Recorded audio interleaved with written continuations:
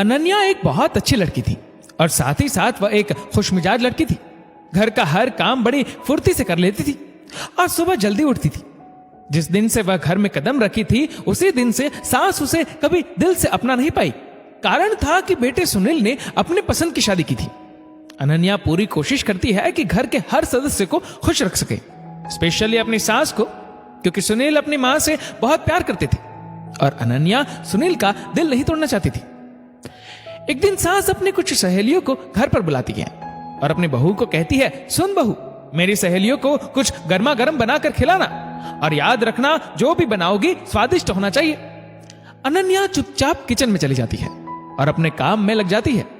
सहेलियों के आने पर अनन्या गर्मा गर्म नाश्ता बनाती है और उसे खाते ही सहेलियों के मुंह से अनन्या के लिए तारीफ निकल जाती है।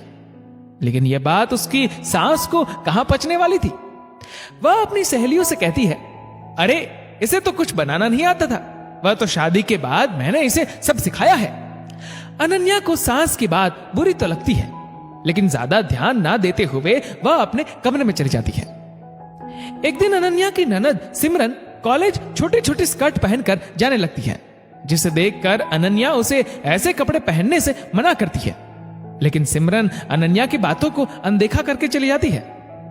ये बात अनन्या अपनी सास को बताती है, लेकिन सास उल्टा अनन्या को डांटने लगती है। घर आकर सिमरन अपने भाई सुनील से कहती है, भैया आप भाभी को समझा दीजिए, मुझे उनकी रोक टोक बिल्कुल पसंद नहीं आती। ये मेरी लाइफ है और मेरी पसंद में है कि चाहे कपड़े छोटे पहनूं या बड़े। उन्हें खुद तो फैशन की कोई जानकारी है नहीं।